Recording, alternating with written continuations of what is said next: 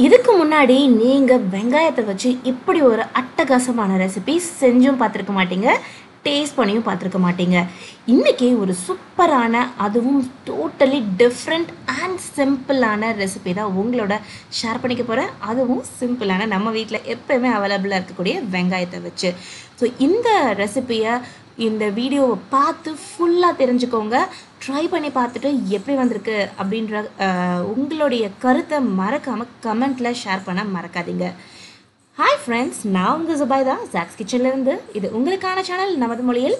வாங்க வீடியோக்குள்ளே போய் ரெசிபி எப்படி செய்கிறதுன்னு பார்த்துடலாம். நான் இங்கே ஒரு இட்லி பாத்திரம் எடுத்து வச்சுருக்கேன். இதில் தண்ணி ஊற்றிக்கலாம். ஸ்டவ்வை ஆன் பண்ணிவிட்டு இதை மூடி போட்டு ஒரு கொதி வர வரைக்கும் நல்லா இதை வந்து கொதிக்க விட்டுக்கலாம். இப்போ தண்ணி நல்லா கொதிச்சிருச்சு, நம்ம அதை ஓப்பன் பண்ணிடலாம். இட்லி தட்டு வச்சிடுறேன். இட்லி தட்டில் 3 வெங்காயம் வைக்கிறேன்.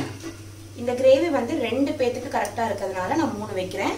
உங்கள் வீட்டில் ஒரு 4 பேர் 5 பேருக்கு செய்யணும்னா நீங்கள் 5 வெங்காயம் வரைக்கும் இதில் வச்சு வேக வச்சு எடுத்துக்கலாம். இப்போ இதை திரும்ப மூடி போட்டு ஒரு 10 நிமிஷத்துக்கு நான் வந்து இதை வேக வச்சு எடுத்துக்க போகிறேன். ஒரு மிக்சர் ஜாரில் 3 தக்காளி வந்து கட் பண்ணி போட்டுக்கிறேன். இதை சேர்த்துக்கிட்டாச்சு. 2 பல்லு பூண்டு, 1 இன்ச் அளவுக்கு இஞ்சி, கொஞ்சமாக கொத்தமல்லி தழை, ஒரு பச்சை மிளகா 2 கிள்ளி சேர்த்துக்கிறேன். ஒரு 10லேருந்து 12 முந்திரி பருப்பு இல்லை அப்படின்னா கொஞ்சமாக கடலை மாவு சேர்த்துக்கோங்க. கொஞ்சமாக தண்ணி விட்டு இதை நல்லா சாஃப்டான பேஸ்ட்டாக அரைச்சி எடுத்துகிட்டு வந்துடுறேன். நல்லா இந்த மாதிரி அரைச்சி எடுத்துகிட்டு வந்துட்டேன். இப்போ இங்கே ஒரு பவுல் எடுத்து வச்சுருக்கேன். இதில் 1 டீஸ்பூன் மிளகாய்த்தூள் சேர்த்துக்கலாம், 1/2 டீஸ்பூன் மஞ்சத்தூள் சேர்த்துக்கலாம், 2 டீஸ்பூன் சீரகத்தூள் சேர்த்துக்கலாம், ஒரு 2 டீஸ்பூன் மல்லித்தூள் சேர்த்துக்கிறேன், 1/4 டீஸ்பூன் கரம் மசாலா தூள் சேர்த்துக்கலாம். இதில் கொஞ்சமாக தண்ணி விட்டு கட்டிகள் எதுவுமே இல்லாமல் கலந்து எடுத்துக்கலாம். இந்த மாதிரி மிக்ஸ் பண்ணி எடுத்து வச்சுக்கலாம். இருக்கட்டும். இப்போ 10 நிமிஷம் ஆயிடுச்சு. இப்போ நம்ம வந்து மூடியை திறந்து பார்த்துடலாம். இதை எடுத்துடலாம். வெங்காயம் கொஞ்சம் ஆறிடுச்சு. இப்போ அதை நம்ம உரிச்சு எடுத்துடலாம். இந்த மேலே இருக்க இதை மட்டும் கட் பண்ணிவிட்டு இந்த மாதிரி தோலை உரிச்சு எடுத்துடலாம். இப்போ நம்ம தோல் உரிச்சுக்கிட்ட வெங்காயத்தில் இந்த மாதிரி 4 கட் பண்ணி போட்டுக்கலாம். இந்த மாதிரி எல்லா வெங்காயத்துலையும் போட்டுக்கலாம்.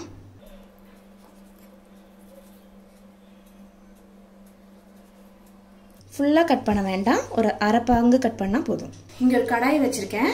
கடாய் கொஞ்சம் சூடானதும் இதில் 2 டேபிள் ஸ்பூன் எண்ணெய் விட்டுக்கிறேன். எண்ணெய் நல்லா காஞ்சிருச்சு. கொஞ்சமாக அதில் கருவேப்பிலை போடுறேன் தாளிக்கிறதுக்கு. நம்ம எல்லா மசாலாவும் கலந்து தண்ணியில் வச்சுருந்தோம் இல்லையா, அதையும் இதில் சேர்த்துக்கிறேன். ஒரு வாட்டி நல்லா கலந்து விட்டுடலாம். இந்த எண்ணெயோட அப்படியே வந்து சுருள இந்த மசாலா வந்து வதங்கும் போது நல்லா வந்து ஒரு சூப்பரான அப்படி இந்த ரெஸ்டாரண்ட் ஸ்டைலில் நம்மளுக்கு கிரேவி வந்து கிடைக்கும். ரொம்ப நேரம் வதக்க தேவையில்லை. பாருங்கள், இப்படி எண்ணெயில் டைரெக்டாக போடும்போது மசாலா வந்து கரிஞ்சிடாமல் இருக்கிறதுக்கு தான் தண்ணியில் போட்டு நம்ம மிக்ஸ் பண்ணி எடுத்துக்கிட்டோம். இப்போ நம்ம தக்காளி, முந்திரி பருப்பு, அப்புறம் பச்சை மிளகாலாம் போட்டு அரைச்சி வச்சுருந்தோம்ல, அதையும் இதில் சேர்த்துக்கலாம். இது ரொம்பவே ஈஸியாக டக்குன்னு செய்யக்கூடிய கிரேவி. வீட்டில் எந்த பொருட்கள் இல்லைனாலுமே, எந்த காய்கறி இல்லைனாலுமே இதை வச்சு ரொம்ப சிம்பிளாக செஞ்சிடலாம். இதை நம்ம வதக்கிக்கலாம். இப்போ நல்லா வதங்கிட்டு இருக்கு. சைட்ஸில் வந்து எண்ணெய் வர ஆரம்பிச்சிருச்சு. இப்போ இதில் நான் வந்து சுவைக்கு ஏற்ப உப்பு சேர்த்துக்கிறேன். நான் வந்து பிங்க் சால்ட் சேர்க்குறேன். நீங்கள் உங்ககிட்ட எந்த உப்பு இருக்கோ அதை சேர்த்துக்கோங்க. பிங்க் சால்ட் தான் சேர்க்கணும் அப்படின்றது கிடையாது. நான் வந்து நம்ம வீட்டில் பால் ஆடை இருக்கும் இல்லையா, அதை வந்து எடுத்து வச்சுருக்கேன். நல்லா இதை வந்து பீட் பண்ணிவிட்டு இதில் வந்து சேர்த்துக்கலாம். ஸோ இது வந்து நம்மளுக்கு ஃப்ரெஷ் க்ரீம் சேர்க்காமையே வந்து அந்த ஃப்ரெஷ் க்ரீம் சேர்த்த ஒரு டேஸ்ட் வந்து கிடச்சிடும்.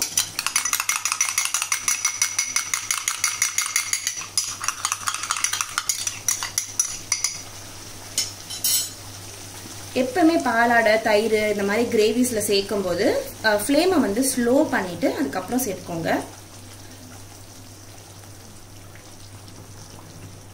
ஒரு வாட்டி கலந்து விட்டுடலாம். மேலே இருந்து நல்லா எண்ணெய் வந்து விட ஆரம்பிச்சிருச்சு. இப்போ நம்ம வேக வச்சு கட் பண்ணி வச்சிருந்த வெங்காயத்தை இதில் சேர்த்துடலாம்.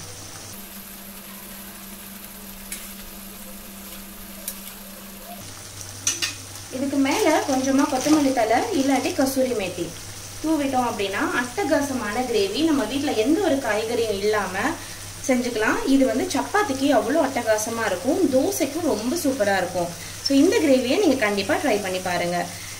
உங்களுக்கு இந்த ரெசிபி பிடிச்சிருக்கு அப்படின்னா மறக்காமல் நம்ம ஜாக்ஸ் கிச்சனை சப்ஸ்கிரைப் பண்ணி வச்சுக்கோங்க. அண்ட் உங்கள் ஃப்ரெண்ட்ஸோடையும் ஷேர் பண்ணுங்கள்.